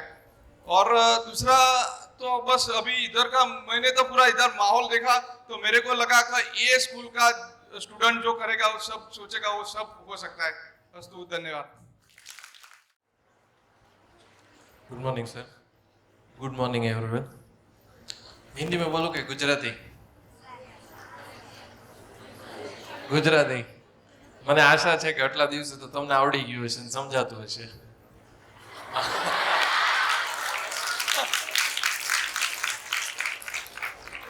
इसमें सर सरलता क्या है कि हम अपनी भाषा में ज्यादा बोल सकते हैं, इजीली जिसे हम कहते हैं ना। એટલે એમાં શું છે, આ મારી આમ બીજી શિબિર છે કિંગ ઝુલા રિસોર્ટ બાવળા પછીની તમારી સાથે। મેં જ્યારે પહેલી વાર તમને સાંભળ્યા ત્યારે મેં છેલ્લે દિવસે જ ફીડબેક આપેલો કે તમને મળવું ને સાંભળવું ગમશે હજી આગળ તે। અને અમારા ગ્રુપમાંથી મને કોઈ વાત કરી કે સોમભાઈ ત્યાં આવે છે, પાલતાણાની બાજુમાં વાળુકડ છે, ત્યાં આવવાના છે। એટલે કેવું હોય કે આપણે જ્યારે કોઈ માણસને મળ્યા હોય કે સાંભળ્યા હોય ને એને સાંભળવાની મજા આવી હોય, એની પાસેથી આપણને કંઈ જ્ઞાન મળ્યું હોય तो ग्रुप में ते बात करिए। हम अपने ग्रुप में भी बताते हैं कि इनको सुनने जाना है। मारी साथे बीजा 18 जणाए रजिस्ट्रेशन करावेલું ત્યારે અને મેં એમને એટલું જ કીધું હતું કે તમે બીજા જે 17 જણા છો ને એ આવશો કે નહીં આવો, પણ આ મંથન જેની ત્યાં હોલમાં હશે ને હશે। આ માણસને મેં જ્યારે સાંભળ્યા છે ત્યારે આપણે કોઈ પણ વ્યક્તિને સાંભળવા જઈએ તો શું કામ જતા હોઈએ કે મળતા શું કામ હોઈએ? આપણી અંદર કોઈ ભૂખ હોય, કા પૈસાની ભૂખ હોય, કા વસ્તુની હોય, કા જ્ઞાનની હોય। હું જ્યારે જ્યારે તમને મળ્યો ને ત્યારે મારી જ્ઞાનની ને શાંતિની ભૂખ ઘણી સંતોષાણી છે। જ્યારે હું તમને મળું છું, જ્યારે હું સાંભળું છું ત્યારે પહેલાંની ઘણી મારી વ્યાખ્યાઓ ને મારા ભ્રમ ભાંગતા જાય છે અને ઘણું મને તમારી પાસેથી જાણવાનું ને શીખવાનું મળે છે। और एक बात मैंने आपको लास्ट टाइम भी बताई थी कि ये जीवन विद्या का जो आप शिविर अटेंड करते हैं बॉयज गर्ल्स, वो शिविर अटेंड करने वालों की आप शादी करवाना चालू करवा दो। आपने मेरे को बोला था कि मेरे को मैरिज ब्यूरो स्टार्ट करना पड़ेगा फिर, तो वो हो सके तो वो भी कर दो, क्योंकि क्या है कि मुझसे ज्यादा शांति रहेगी। ये एक रिक्वेस्ट है, कोई सजेशन नहीं है। बीजी दूसरी एक बात ये भी है कि થોડીક આ સંસ્થા વિશે વાત કરીશ, કારણ કે આટલા દિવસથી અહીંયા છીએ આ સંસ્થામાં, તમને લોકોને મળ્યા છીએ, સરને મળ્યા છીએ અને મેઇન તો નાનું ભાઈને કાલે મળવાનું થયું અને એમની જો વાત ન કરીએ તો એ શક્ય જ નથી કે આ શિબિર અહીંયા પૂરી થાય. એમને મળ્યા, આ સંસ્થા જોઈ, એમની માટે એક જ શબ્દ આવે છે મારી પાસે કે એક વડલો છે અને એ વડલો છે ને બધાને છાંયો આપે છે. જો આમાં તમને સમજાય ને તો બધું આવી જાય છે. એ વડલાની નીચે તમારા ગુરુઓના રૂપે ઘણી ડાળીઓ છે. દીપક સર બેઠા છે, આ સરની સાથે 2-3 દિવસથી મળવાનું થાય છે, વાત કરવાનું થાય છે. અને હવે થોડુંક દુઃખ એ વાતનું છે કે હવે જવાનો સમય આવી ગયો તમારે, પણ મને આશા છે કે આપણે મળશું ફરી વાર, હું આવીશ અહીંયા. એ લોકો જે સિસ્ટમ ચલાવે છે, જે રીતે ચલાવે છે, હું તમને ખરેખર કહું છું, ગુજરાતમાં હું ઘણી જગ્યાએ ગયો છું, ઘણી સામાજિક સંસ્થાઓ છે, શૈક્ષણિક સંસ્થાઓ છે, પણ તમારે જે અહીંયા વાતાવરણ છે ને એ ક્યાંય નથી ને નથી જ તે. જો તમને કોઈ એમ કહેતું હોય કે તમે લોકો મોબાઈલના ટેકનોલોજીના સમયમાં નથી ને એનો તમને 1% અસંતોષ હોય ને તો મહેરબાની કરીને મનમાંથી કાઢી નાખજો. કારણ કે તમે જે લાઈફ અહીંયા જીવો છો ને એ ત્યાં નથી. અમારી સાથે જે લોકો શહેરોમાંથી આવ્યા છે ને, જેને આપણે આ 5-6 દિવસમાં ગેસ્ટ કીધા છે, બરાબર, શિબિરાર્થી, એ શિબિરાર્થીને પૂછજો, એ તમને કહેશે જે સિટીમાંથી આવ્યા છે ને, કે ત્યાંનું વાતાવરણ છે અને અહીંયાનું વાતાવરણમાં કેટલો ફેર છે. અને મુખ્ય વ્યક્તિ જે અહીંયા બેઠા છે, નાનુભાઈ, એમની માટે એક જ શબ્દ છે, જો અહીંયા લખ્યું છે, મારું જીવન એ જ મારો સંદેશ છે. એ જે રીતે જીવે છે ને એને ખાલી આપણે નિરીક્ષણ કરીએ અને એમાંથી કદાચ 5-7-10% ઉતાર્યું ને સાહેબ, તો મને એવું લાગે છે કે જીવનનો બેડો પાર થઈ જાય એમ છે ખરેખર. અને અમે અહીંયા આવ્યા, અમને આ જે વાતાવરણ મળ્યું, જે જાણવાનું મળ્યું, જે શીખવાનું મળ્યું એમની પાસેથી, અહીંયા એન્ટ્રન્સમાં જે સિક્યુરિટી વાળા બેઠા છે ત્યાંથી લઈને તે જે લોકો અમને જમાડે છે, જે લોકોને અમારે મળવાનું થયું છે, એ દરેકનો અમારા તમામ શિબિરાર્થી વતી હું ધન્યવાદ માનું છું. આપનો ખૂબ ખૂબ આભાર. Thank you so much.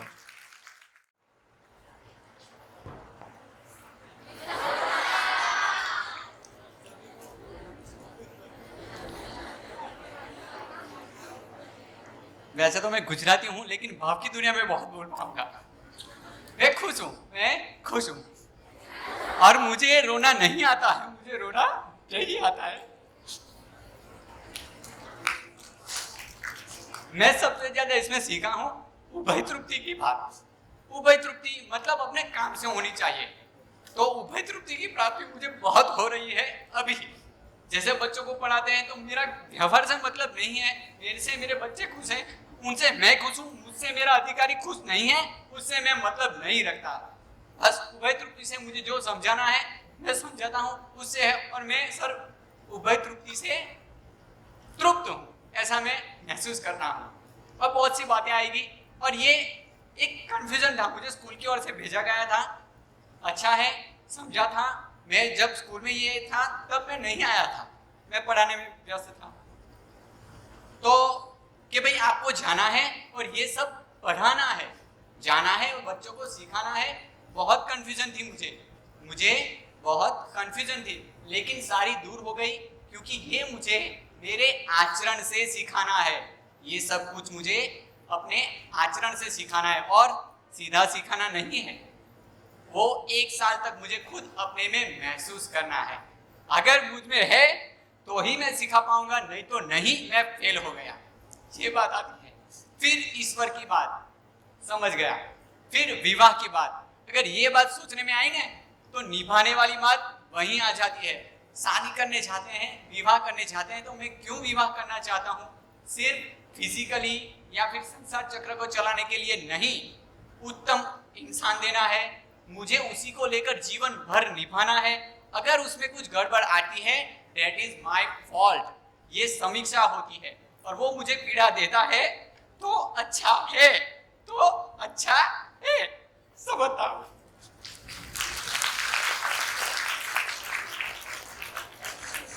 दूसरी बात, दूसरों को समझ भाव से समझने की बात करता हूँ. अब दूसरों को समझ भाव से, सम्मान की बात आई थी ना, विश्वास की बात, सम्मान की बात. सभी सुखी होना चाहते हैं, सभी सुखी होना चाहते हैं, तो ठीक है, जब तक मुझ में जितना धैर्य है करता रहूंगा. भाई वो भी सुखी होना चाहता है अपने तरीके से, तो जब तक धीरज है चलता रहेगा, पर ये कोशिश अवश्य करूंगा. अभी और एक बात आई है जिसे मैं बहुत खुश होता हूँ। ये बहनों को एक दिन मैं पढ़ाने गया था, तो वहाँ पर संबोधन करते हैं, ये विद्यालय में डायरेक्ट लाना है मुझे। और मैं पढ़कर आया तो तब भी मैं सरकारी शाला में पढ़ता था, तो मेला साहेब, नगीन साहेब ऐसे नाम थे, और मैडम थे तो स्नेहलता मैम, ऐसा मैम और साहेब से संबोधित करते थे। और यहाँ भाई का संबोधन है, वहाँ सर का संबोधन है। सर है, कुछ प्रॉब्लम हो सकती है, लेकिन अगर कुछ बच्चे को, ये माया बहन को कुछ प्रश्न पूछना है तो भाई मुझे ये समझ में नहीं आया, मेरा ईगो ही वहाँ खत्म हो जाता है, क्योंकि ये बहन मुझसे जानना चाहती है और वो एटीट्यूड सब कुछ निकल जाता है। वहाँ जानने की जगह नीचा दिखाने की या आपकी परीक्षा लेने की बात होती है, तो उसमें तो मुझे कंप्लीट रहना ही है, लेकिन इंटेंशन अब सही होना चाहिए, वो हो रहा है। और आगे भूल जाता, इसलिए सारा बहुत कुछ लिख कर लाया है ना, अच्छा लगता है। फिर भाई भाई का संबोधन आया, दूसरों को सिखा सकूंगा वो पता नहीं, पर अपने परिवर्तन में लाने की कोशिश करूंगा। 1 साल तक देखूंगा, अगर कोई मुझसे पूछता है तो ऐसा बदलाव क्यों, तो उसको सिखाने की बात करूंगा। आगे दूसरों का पता नहीं, मुझ में परिवर्तन दिखता है, मुझे परिवर्तन दिखता है। मतलब कि एक बात थी ने, स्वयं में होना ऐसा कुछ था, मुझे पता नहीं, पर मुझ में परिवर्तन दिखता है। दूसरे देख पाए वो मुझे नहीं पता। समीक्षा हो रही है, गलत पर पीड़ा हो रही है, और अब सब कुछ मुझे कैसे बताना है, अपने आचरण से बताना है। कैसे बताना है? बढ़िया। हाँ, अब बहुत बढ़िया वाली बात आएगी, सुनिए। क्या कहा आपने? बढ़िया। आशा की किरण जिंदा है, आशा की किरण जिंदा है। और ये जो भौतिक शरीर खड़ा है ना, उस शरीर का नाम भी किरण है, इसलिए ये बढ़िया नहीं, बहुत बढ़िया। मैं पूर्ण कोशिश करूंगा कि इस राह पर मैं चल पाऊं। मुझे आशीर्वाद की जरूरत है, बनाए रखना। धन्यवाद। सभी से प्रार्थना है, जब भी आप बोले अपना नाम बोले और जहां से आए उस बात को जरूर बताएं। आपका परिचय मैं देता हूं, ये मुस्कान बेटी।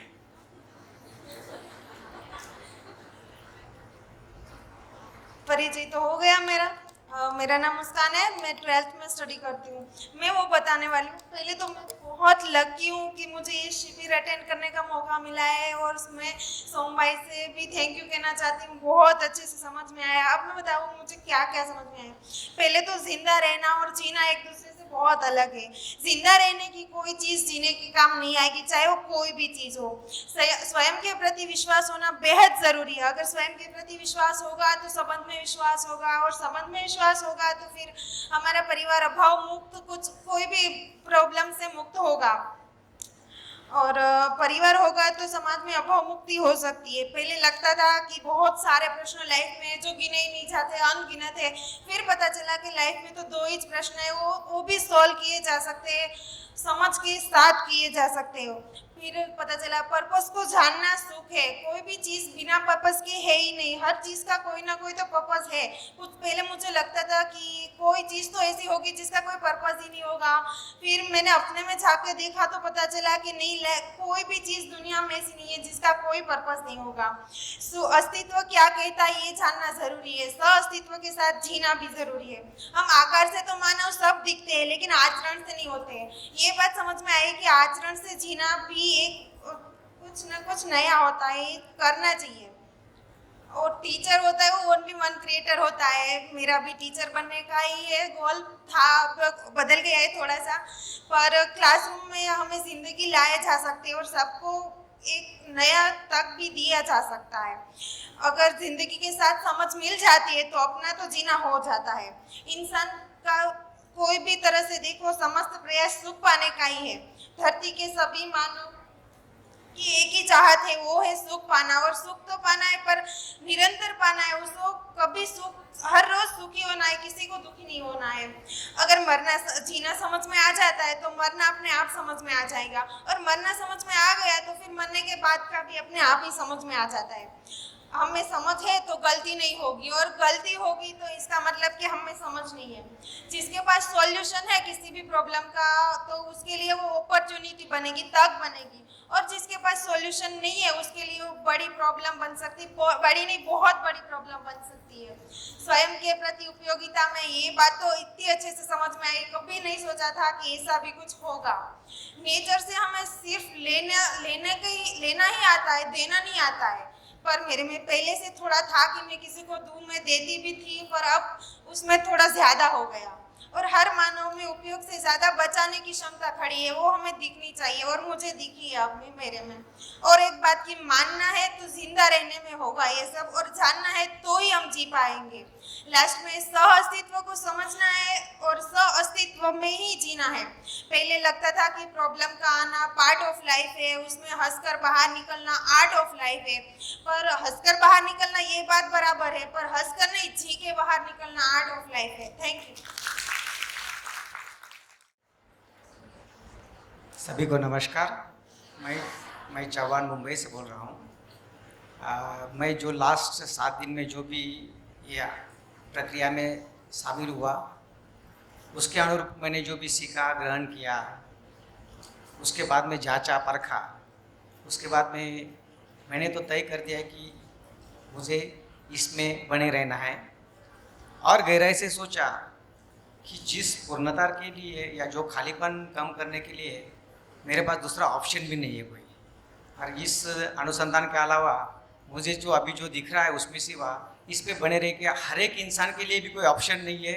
हर किसी को अगर पूर्णता पाना है तो ये अनुसंधान के अनुसार ही जीना पड़ेगा, समझपूर्वक जीना पड़ेगा। जहाँ तक मेरी बात है मैं तो बना रहूँगा। उसके बाद में इस में सहभागी होने के लिए मैं अभी तो कुछ ज़्यादा बात नहीं करूँगा, लेकिन कम से कम इतना कह सकता हूँ कि कम से कम 40-50 लोग ये जीवन विद्या के शिविर में कैसा भी करके मैं लेके आऊँगा।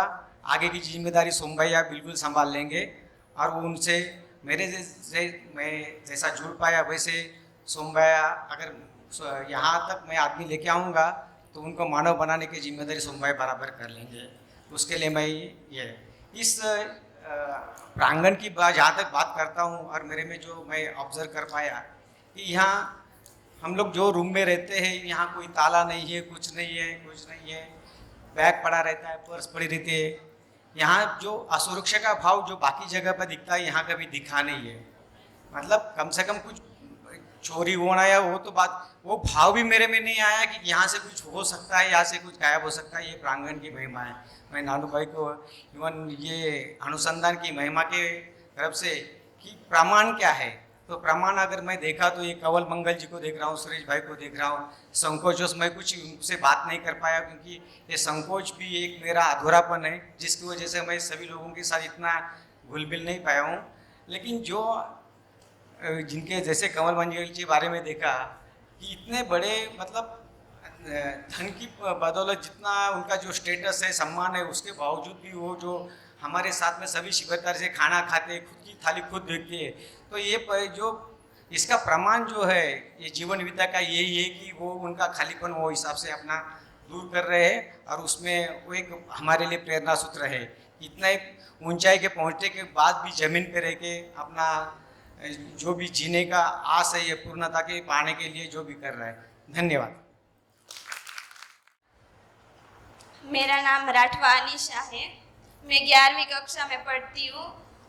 मैं पहले ये सोचती थी कि मुझे ये लगता था कि शिविर क्यों कर रहे हैं।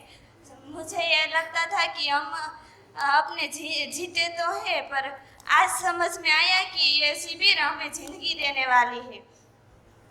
मैं पहले यहाँ मेरे क्लास में भी खड़ी नहीं रह सकती थी।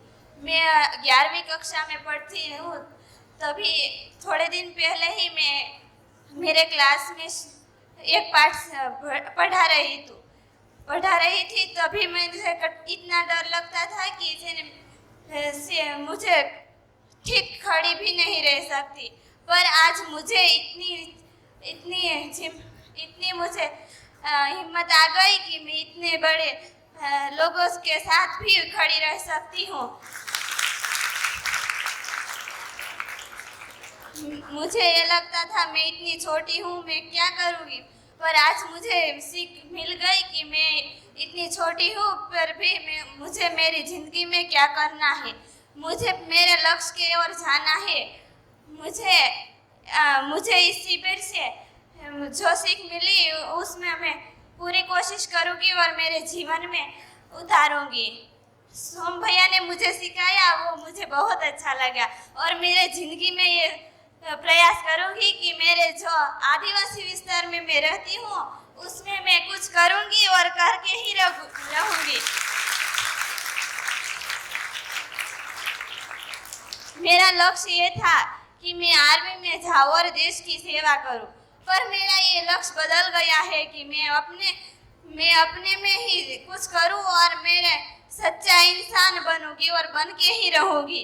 इस शिविर से मुझे बहुत कुछ मिला है और मेरे जिंदगी में कभी भी ऐसा वक्त नहीं आएगा, वो मैं सोचती थी पर आएगा और आ ही रहा है और मैं बहुत कुछ करूंगी, ऐसी आशा है मुझे। नमस्ते सबको। राकेश इदवानी, भाटापारा, छत्तीसगढ़। सोम भैया से मात्र 100 किलोमीटर दूर हूं मैं। उसके बाद भी कभी छत्तीसगढ़ में सुना नहीं उनको मैंने। एक बार पिछली, मेरा खुद का स्कूल भी है, सीबीएसई स्कूल आधारशिला, नीचे करो, तो आपका जो रायपुर में स्कूल है अभ्योदय, वहां पर मैं अपने टीचरों को लेके गया था 8-10 लोगों को। तो सिर्फ एक संडे को गए थे, 1 घंटा 1.5 घंटे की मीटिंग थी, पर वहां चूंकि नया नया था, आइडिया नहीं था, तब वहां पर एक दीदी मिली, नाम मुझे याद नहीं है, उन्होंने फिर मुझे आप शेयर किया कि एक बार आप ये सुनो। तो आपका सुना, उसके बाद लगातार सुनता रहा। पिछली बार अप्रैल में दिल्ली का हापुड़ में आपका शिविर था, तो मैं एयरपोर्ट तक पहुंच गया था शाम को 7:30 बजे, तब मैसेज मिला कि प्रोग्राम कैंसिल हो गया, आपको कोरोना हो गया। तो फिर दूसरे दिन सवेरे वापस आ गया भाटापारा कि चलो ठीक है, मेरे नसीब में नहीं था। इस बार प्रोग्राम बना, दोस्त ने रजिस्ट्रेशन किया, उसके ससुर को हार्ट अटैक हो गया। मेला फिर गए लगता है, लेकिन दोस्त से मैंने बोला यार मैं पिछली बार भी मिस कर गया था, इस बार चाहता हूँ मिस ना करूँ। उन्होंने कहा ठीक है आप जाओ। तब मैं यहाँ पहुँच पाया और ऐसा लगता है कि मैं इस बार मिस करता तो बहुत कुछ मिस करता, क्योंकि आपका शिविर मैंने सोचा नहीं था कि बच्चों के साथ अटेंड करना है। तो ये चीज़ मैं हमेशा मिस करता। अगर बड़ों के साथ अटेंड करता तो वो फीलिंग नहीं आती जो फीलिंग आज मुझे आई है। मतलब ये बहुत बड़ा संदेश है। ये समझो एक परिवार है, मैं बाप हूं, ये मेरी बच्चियां हैं। अब बाप और बच्चियां मिलकर एक साथ शिविर कर रही हैं, इससे बड़ा आनंद तो कहीं नहीं मिलेगा। तो ये आनंद एक्चुअल में जो परिवार आपने कहा व्यवस्था यही है। और थोड़ा बहुत मैंने उस दिन भी बोला था, सच आपने बोला सच बोलते हो, मैं 100% सच बोलता हूँ सर। 50 साल में आज तक मैंने झूठ नहीं बोला। उसी का परिणाम है कि आज यहाँ पहुंचा हूं। मेरे परिवार में मेरी माने बीवी और 3 भाभियां, सब ने राधा स्वामी का नामदान लिया हुआ है। राधा स्वामी सुना होगा आपने, राधा स्वामी एक पंथ है। उसने मेरे को जो अट्रैक्ट किया उसका सबसे बड़ा कारण शराब और मांसाहार को मना करते हैं, हमारे घर में चलता ही नहीं। तो मैं 3 बार वहां गया नामदान लेने के लिए। वो कहते हैं आप नामदान लोगे और नामदान की प्रैक्टिस करोगे रोज 2.5 घंटा, तो भगवान आपको अंतिम समय में लेने आएंगे। आज समझ में आया कि भगवान होता क्या है, लेने कैसे आएंगे, समझ में आज आ गया। और 3 बार मैं गया, वो क्वेश्चन पूछते थे, मैं सच बोलता था। बोलते थे अभी आप और सत्संग सुनो, तो मेरे को नामदान नहीं मिला। जिन लोगों को नामदान मिलता था मैं बात किया तो बोले यार वहां झूठ बोलना पड़ता है, इतने अटेंड किए, ये किए। मतलब जिस सांसारिक जगत में झूठ बोलते हैं लोग, वहां मैं झूठ नहीं बोलता, तो आध्यात्मिक जगत की शुरुआत में झूठ बोलने से कैसे करूं। तो ये मेरा सौभाग्य था कि मेरे सच ने मुझे बचा दिया। 3 बार नामदान नहीं मिला, नहीं तो मैं यहाँ तो कभी आता नहीं, मैं राधा स्वामी डेरे में कहीं ना कहीं सेवा करता होता। तो ये ईश्वर की, फिर देखिए गलत हो गया, ये कॉमन है ईश्वर वर्ड हमारा यूज करना। ये मेरी सच की बोलना चाहिए मेहरबानी है कि जो मैं आज यहाँ पर आया हूँ और आप जैसे महानुभाव के संपर्क में आया हूँ। ये बहुत बड़ी उपलब्धि मानता हूँ कि सोम भैया जैसे व्यक्तित्व भी अभी पृथ्वी पर हैं, और जो आशा की किरण बोल रहे हैं, आशा की किरण। और ये पहला मंच है कि मंच पर बैठा आदमी बोलता है कि मैं भी एक विद्यार्थी हूं। ये अपने आप में बहुत बड़ी गरिमा है। नहीं तो मैं जहां भी गया हूं, गुरु की पूजा सबसे पहले करनी है। गुरु बोलता है, गुरु अपने मुंह से बोलता है कि गुरु की पूजा सबसे पहले करनी है। तो मेरे को ये क्रॉस क्वेश्चन हमेशा रहता था कि गुरु खुद की पूजा क्यों करवाते हैं। तो ये समझ में इसीलिए आया कि पूजा इसीलिए करवाते हैं, वो खुद में अपने आप को पूजनीय नहीं मानते, इसलिए उनको दूसरों से पूजा करवानी पड़ती है। तो हम अपने आप में इतने पूजनीय हो जाएं कि हमारा जीवन ही पूजा हो जाए। बस इतना ही कहना है। धन्यवाद। नमस्कार सभी लोगों को। शब्दों में बहुत ज़्यादा नहीं बोल पाऊँगा। मैं महेश पटेल गांधीनगर से आया हूँ। मैं सबसे पहले धन्यवाद जिसने मुझे यहाँ आने की प्रेरणा दी है, मेरे एक शैलेश भाई पटेल और एक शीतल भाई शाह, जिन्होंने मुझे यहाँ प्रेरणा दी है, उनका खूब खूब धन्यवाद। और मुझे सबसे पहली खुशी यहाँ पर ये प्राप्त हुई कि मेरी तो एक बहन नहीं है और हमारे आगे भी फोई जिसको बोलते हैं वो भी नहीं है हमारे घर में। जो रक्षाबंधन का जो सबसे पहला यहाँ पे पवित्र जो त्यौहार हुआ है, और उसमें मुझे किसी बहन ने, मुझे याद नहीं, अभी तो सारे ही समान लगते हैं, सारी बहनें मुझे प्रतीत होती हैं। याद नहीं है कि मैं किसको बहन बनाऊँ। यहाँ तो मेरी इतनी सारी बहनें मिल गई मुझे, बच्ची के रूप में मिली, क्योंकि 11वीं कक्षा में मेरा बच्चा पढ़ता है तो उसी कक्षा में। तो मैं जिस व्यवसाय में, और ये जो सबसे पहला मुझे दिल से जो जिसने भी रक्षा बांधी है, तो वो मुझे भाव पैदा हुआ कि बहन का जो रक्षा बंधन का जो त्यौहार होता है वो मैंने पहली बार फील किया ये 40-42 साल के बाद।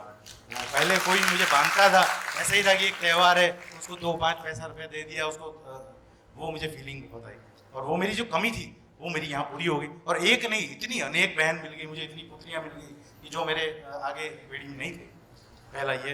दूसरा ये कि मैं जिस व्यवसाय में काम करता हूँ वो कहीं ना कहीं किसी एथिक्स से काम करते हैं हम लोग, और वो एथिक्स के बिना नहीं हो सकता है। वो यहाँ पे अभी सिद्ध हो गया कि वो चाहे कैसा भी व्यापार हो। मेरा व्यापार मैं आपको यहाँ पे नहीं बताना चाहता, लेकिन जो व्यापार है वो रियल एस्टेट से, जो यहाँ पर सर की भाषा में आया था कि बिल्डर लॉबी में काम करना यानी एक अंतिम जिसकी एक छोर माना जाता है, पर हम उसमें यही एथिक्स से काम कर रहे हैं और ये हो सकता है। वो बहुत बड़ी उपलब्धि है कि हम इस विचार से, एक समान विचार से चले। और तीसरा जो अंतिम कि जो मुझे यहाँ से मैं लेके जाने वाला हूँ, अभी तो ये पहला परिचय शिविर है और मैं अपने जो 1 साल का इसका कार्यक्रम है, जो मतलब एक परिपक्वता जो मिलती है वो 1 साल के बाद ही मिलेगी, ऐसा जो माना गया है। और मैं इसमें पूर्ण रूप से मैं कोशिश करूँगा कि मैं इसे पूरा कर पाऊँ, तो ही मैं अपना जीवन सफल कर पाऊँगा, ऐसा मुझे मानना है। धन्यवाद इन सभी आयोजकों का। और इस संस्था का नामदादा मुझे एक मेरे दादा के रूप में मुझे यहाँ पे प्रतीत हुए, ये भी मेरे में बहुत बड़ी उपलब्धि है, क्योंकि मैंने अपने दादाजी को समान अवस्था में मैंने कभी देखा नहीं है। बहुत बहुत धन्यवाद आप सभी का।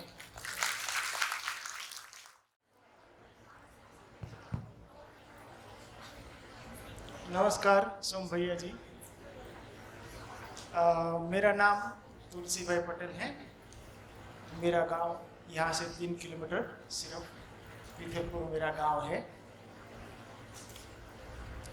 ये शिविर करने से पहले मैं जो जीता था वो सिर्फ जिंदा रहने के लिए जीता था। ये शिविर करने से ये महसूस हुआ कि मैं क्या हूँ और कैसे जीना चाहिए। ये बात सबसे बड़ी बात है। और दूसरी बात ये है कि मैं नेचुरल फार्मिंग यानी प्राकृतिक कृषि में कर रहा हूँ पिछले 6 साल से। करीबन 5500 फार्मर को या 5500 खेडूतों को, कृषिकारों को मैंने नेचुरल फार्मिंग सिखाया है। मैं सक्सेस इतना हुआ कि अभी तक जो फार्मिंग कर रहे हैं वो, मान लीजिए एक एग्जाम्पल के तौर पे कापूस की बात कर रहा हूँ तो 15 या 20 मन पर बीघा यानी कि पर एकड़ 50 मन इतना ही पैदा कर रहा है एवरेज, ऑन एवरेज। तो उनको नेचुरल फार्मिंग में ये सब सूक्ष्म से सूक्ष्म जाकर नेचुरल की बनाई हुई वनस्पति को देखकर उसकी जो जीवन रचना है, जीवन का क्रम है, सजीव का या वनस्पति का जीवन का जो क्रम है, उसी को सूक्ष्म में सूक्ष्म देखकर सफल हुआ तो पर बीघा 20 से लेकर ऑन एवरेज 44 मन तक मैं पहुंच गया। वो सक्सेस मेरा 5 जिला, सौराष्ट्र का 5 जिला का खेडूतों, कृषिकारों, वो सब मेरे यहाँ देखकर, मेरे को सुनकर करीबन 2000 खेडूत अभी मेरे साथ ये नेचुरल फार्मिंग कर रहे हैं।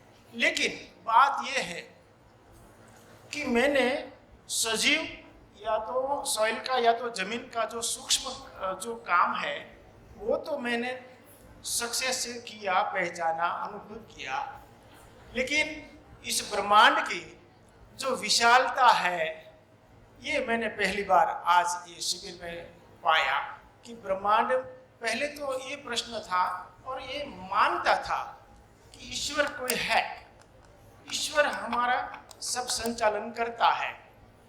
अभी पता चला कि मैं ईश्वर में हूं, ये मेरे को पता चला। और एक बात मेरे को अभी मालूम नहीं था, यही कैंपस, यही संस्था का मैं भूतपूर्व विद्यार्थी हूं। 11वीं और 12वीं में पहला लॉट हम हैं 1981 का। तो जब मैं पढ़ता था आसन लेके वृक्ष के नीचे पढ़ता था, खाना भी ऐसे खुद का आसन लेके, और मेरे को स्वच्छता नहीं आती थी। मैं 8 दिन पे नहाता था एक दफे। ये मेरे को मालूम नहीं था स्वच्छता क्या है। तो यहाँ आके मैंने पहली बार मेरा गुरु से 2 दिन के बाद, मेरे को ये समझने के लिए 2 दिन हुआ कि हर रोज डेली नहाना चाहिए। तो यहाँ से मैंने नहाना के शुरू करने से बाद ये सब मूतड़ी संडास सब साफ करने के लिए 2 दिन तक तैयार नहीं हुआ था। तो वो सब मैंने यहाँ से सीखा, और सीखने के बाद इतना सीखा कि आज मेरे जीवन में जो कुछ भी करना है सब कुछ मैं कर सकता हूँ।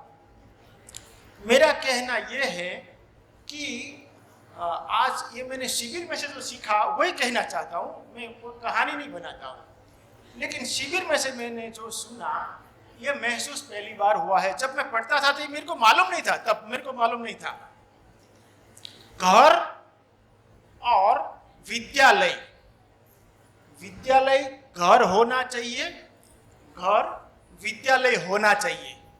ये मेरे को 1981 में, ये 11वीं और 12वीं में जब मैं यहाँ पढ़ा तब मेरे को दोनों चीज यहाँ से मेरे को मिली, घर और विद्यालय। इस कैंपस की ये कुछ महत्व है कि मेरे को ये 2 चीज मिली है। वाकई में मैं बहुत सिटी घुमा हुआ हूँ, सूरत, बॉम्बे, बड़ौदा, राजकोट, लेकिन वहाँ जो शिक्षा की व्यवस्था है वो व्यवस्था में ये नहीं है, अपनापन नहीं है। मेरा गुरु, मेरा शिक्षक, मेरा गुरु भाई है, वो अपनापन नहीं है। इस कैंपस में वो चीज़ है जो मन चाहा, जब मैं चाहूँ तब मेरे को विद्या मिले। यही ये कैंपस की एक खूबी है। धन्यवाद।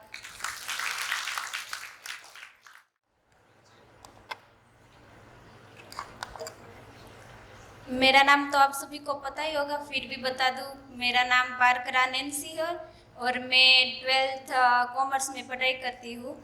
और दूसरा नाम मेरा सुरेश भाई ने जो रखा है, संगीता, वो मेरा दूसरा नाम है। मैं बताना चाहूँ, पहले मैं सोचती थी कि यहाँ पे शिविर का ऑर्गेनाइजेशन होने वाला था, तो पहले यहाँ पे स्कूल में बात हो रही थी कि यहाँ पे शिविर होने वाली है। तो हम लोग सोचते थे ये शिविर क्या होगी, इसमें क्या होगा, और यहाँ पे हम बैठेंगे कि नहीं बैठेंगे, हम यहाँ पे मन लगेगा कि नहीं लगेगा। पर पहले ही दिन आके जब बैठी तब पता चला कि ये तो बहुत काम की है, और हम जो सोचते हैं वो तो हम गलत ही सोचते हैं। फिर यहाँ पे समझा तब पता चला कि हमें क्या करना है और हमारा एड्रेस क्या है, वो मुझे आज पता चला। Thank you sir. और और पहले तो हम साधन और कोई चीज़ है उसके पीछे ही भागते थे और सोचते थे कि इसे हम पालेंगे तो हमारा सम्मान हो जाएगा, कि मेरी फ्रेंड के पास है तो मैं उससे भी ज़्यादा अच्छा क्या लेके आऊँ और वो उससे मेरा सम्मान बढ़ेगा। पर वो नहीं है, वो तो सिर्फ एक साधन है, उससे सम्मान नहीं मिलता। पर अब मुझे पता चला है कि मैं क्या करूं और मुझसे मेरा सम्मान कोई और मुझसे मेरे को जान के जो करेगा वो मेरा सम्मान होगा। और पहले तो हम जिंदा रहना ही जीना मानते थे, फिर अब पता चला कि जिंदा रहना भी अलग है और जीना भी अलग है। और मैं आपसे पूरा प्रयास करूंगी कि मैं जीना सीखूं और जीने के लिए मेरे में जो स्ट्रेंथ है और मैं जी पाऊँ और फुल दूसरों को भी सिखा सकूं कि जीना क्या है और जिंदा रहना क्या है और मानव क्या है। और कल तो बहुत क्वेश्चन थे कि भूत क्या होते हैं, आत्मा क्या होते हैं, आप सबने देख लिया ना भूत क्या होता है। मैं इस शिविर से तो सब सीखी ही हूँ। सर ने जो बताया वो मेरे को बताया, पर टाइम कम है तो शॉर्ट में ही कहना चाहती थी।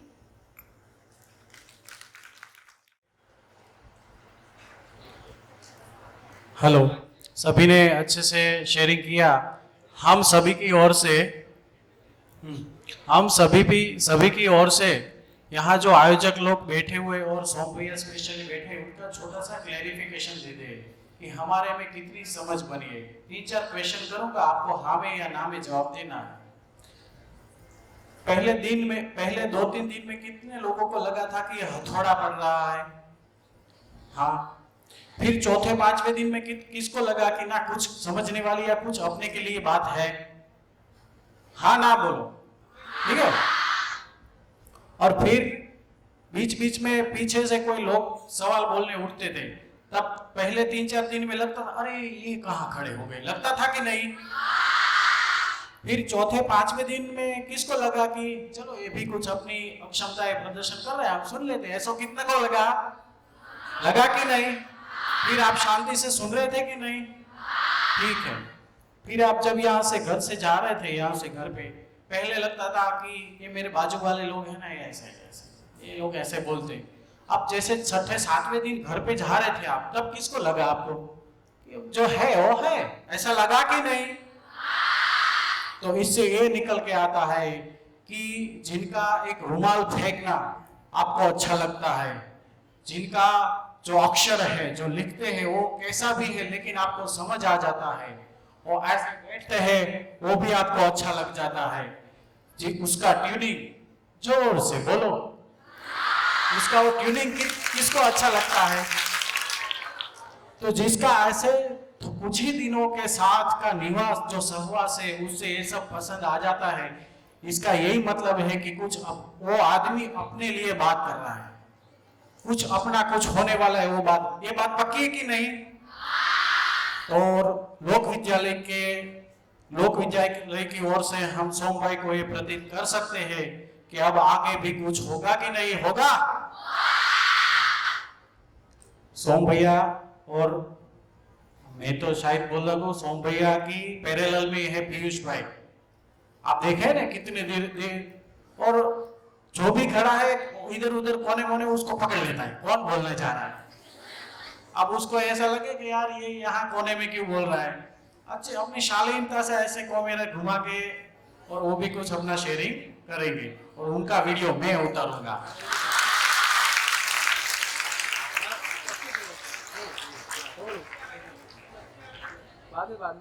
સાંભળવા છે ભાઈને?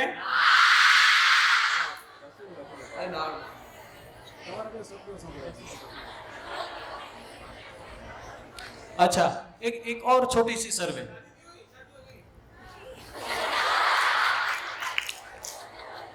अब आपको इससे मालूम हुआ कि नहीं, जो मजा आता है उसकी मजा लो, दिखावा क्या है, साइड की बात है, ये पता चला कि नहीं? ठीक है, चल।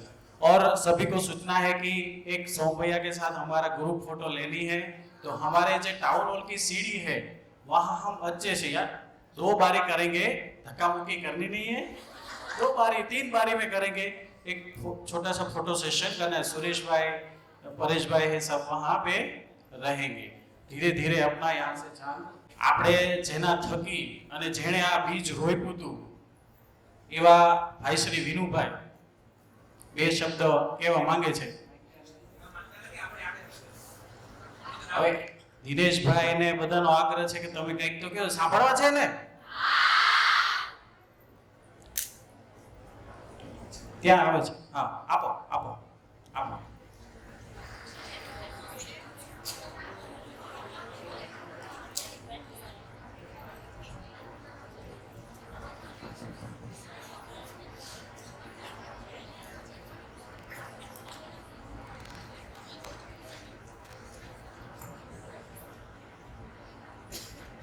हेलो વિનુભાઈ અત્યારે પૂછવા ગયો ત્યારે ના પાડતા હતા, પણ અમારો આગ્રહ છે કારણ કે આખી મૂવમેન્ટ જે 5 વર્ષ સુધી અહીંયા ચલાવવાનું જે એમણે મિશન લીધું છે, તો અમને એમ છે કે એ જરા થોડીક રૂપરેખા અને એમના જે ફિલિંગ્સ છે, કારણ કે આ તમારી અહીંયા યાત્રા શરૂ થઈ એ પહેલા અમારું જે ગુજરાતનું ગ્રુપ છે એમાં 2 મહિનાથી આની ચર્ચાઓ ચાલતી હતી ને એમને એ અમને માર્ગદર્શન આપતા હતા, એટલે એમના આગ્રહથી અમે આખી ટીમ અહીંયા આવ્યા છીએ। તો અમે તમારા મોઢે શબ્દો સાંભળવા માંગીએ છીએ। ને આઈ થિંક ઘણાને ખ્યાલ નહીં હોય, વિનુભાઈ અને પરેશભાઈ આપણા મોટા ભાઈના દીકરા એ બંને અહીંના ભૂતપૂર્વ વિદ્યાર્થી છે ને, એક બેન્ચ ઉપર બેસતા। વિનુભાઈ અને પરેશભાઈ આપણી આ સંસ્થાના ભૂતપૂર્વ વિદ્યાર્થી છે। વિનુભાઈ માંડવિયા। सभी को नमस्कार। नमस्कार स्वीकार्य है कि नहीं? हाँ। तो दिलीप भाई ने कहा वो हम दोनों मित्र, मैं और परेश भाई साथ साथ ही बैठा हूँ, और दिलीप ये भी भूल गया कि मैं भी उसका मित्र हूँ, वो भी 9 साल से। और दिलीप को मैं आग्रह पूर्वक यहाँ संस्था में मैंने ही लाया है, और ये कुछ करने के लिए दिलीप को बोला था कि पहला आपको जीवन विद्या करना ही पड़ेगा। तो संस्था पे उसने काम शुरू किया, इसके पहले उसने जीवन विद्या किया ही है, ठीक है। तो जीवन विद्या का प्रस्ताव सबसे पहले मुझे परेश भाई ने दिया था, और सुरेश भाई की यहाँ शिविर थी 3 दिन की, तो मुझे बोला परेश भाई ने कि आपको सूरत से इसके लिए आना ही है, तो मैं आ ही गया था। तो बहुत यात्रा करने के बाद लगा कि जीवन विद्या से कुछ जीवन में कुछ हो सकता है, और सार्वत्रिक रूप से कुछ हो सकता है। तो कोई क्रांति की जरूरत नहीं है, कोई मसाल की जरूरत नहीं है, जो अस्तित्व में है उसको समझा जा सकता है और जिया जा सकता है। ये जो बात है तार्किक रूप से ऑब्जेक्टिवली पढ़ने की, इसमें बहुत सारी गुंजाइश है। कई महापुरुषों ने प्रयास किया है, लेकिन रजुआत की शैली अभी की दर्शन अभी हो रही है, तो ताज़ा दर्शन है तो बहुत ठीक लगता है, इसका सबने अनुभव किया ही है। तो जीवन विद्या का और जीवन का जो पड़ाव है, वो जीवन की शुरुआत में से जो हमारी सोच में आ जाए कि मैं क्या हूँ, क्या कर सकता हूँ, क्या हो सकता है, जीवन है क्या, इसके बाद अच्छे जीवन को ढूंढ लेंगे। तो मेरा प्रयास ये रहा कि ये संस्था में जो हम कर सकेंगे, तो जो नए नए विद्यार्थी अभी जीवन शुरू करने के मोड में है और अभी कुछ अभ्यास कर रहे हैं, वहीं से शुरू करें तो बेहतर हो सकता है। नहीं तो 50 साल के बाद के लोगों के साथ काम करने के लिए तो वो ये अपने बच्चों को मंजूरी ही देगा, जीने की बहुत ज़्यादा गुंजाइश नहीं है। ये हिसाब से बात हो रही थी। और जो नानू भाई है मेरे गुरुजी है, मैं यहाँ पढ़ता था तो हमारे गुजराती विषय के हमारे शिक्षक भी रहे हैं, तो मेरी नानू भाई के साथ बहुत बनती है और हो ही जाता है, तो ये हो ही गया। नमस्ते।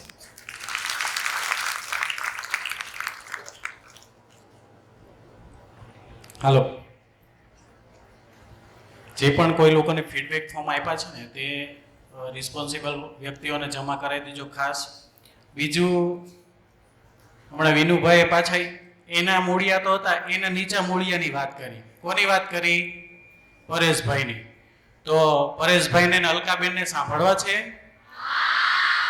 તમારે તો સાંભળવા છે, પણ સોમભાઈને સાંભળવા છે. એટલે હું પરેશભાઈ અને અલકાબેનને વિનંતી કરીશ. પરેશભાઈ. नमस्कार.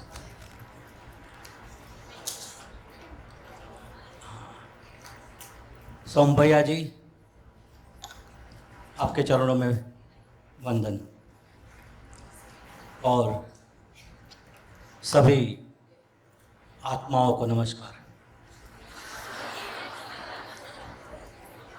सोम भैया रायपुर से अपने पूरे विश्वास के साथ फ्लाइट में क्यों बैठते हैं? क्योंकि अस्तित्व में कोई एक बीज अपनी पूर्णता से वृक्ष और फूल और बीज पूर्णता पूर्ण करके वापस वही परिवर्तन में चला जाता है, वही क्रम है. भैया का विश्वास वही है कि जितने भी जीवन मुझे मिलेंगे इसमें वही बीज छुपा है, पूर्णता की आश में ही छिपा है. लेकिन कहीं कहीं कोई परंपरा से, आस्था से, समाज से, मान्यता से, धारणा से, संवेदना से कहीं कहीं हमारे ऊपर आवरण चढ़े हुए होते हैं.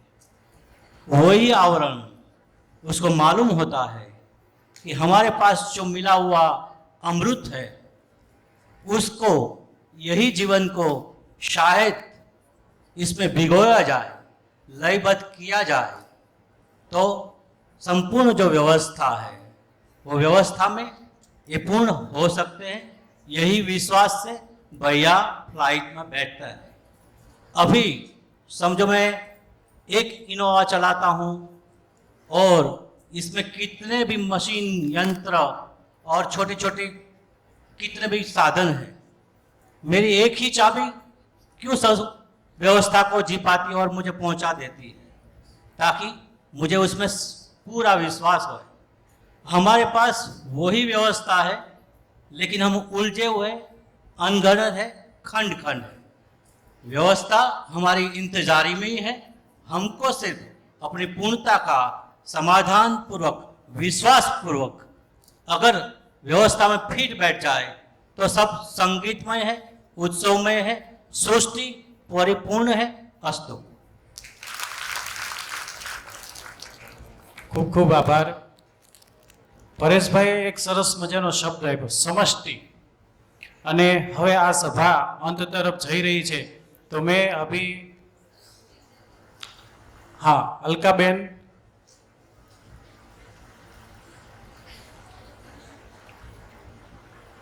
शायद हाजिर नहीं है,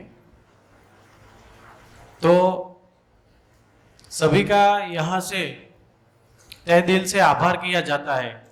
अभी आप बच्चे लोग आप ही बताओ, अभी 7 दिन से जो ये पूरी व्यवस्था चल रही थी उसमें सभी का नाम लेने की जरूरत है कि सब जिम्मेदारी थे?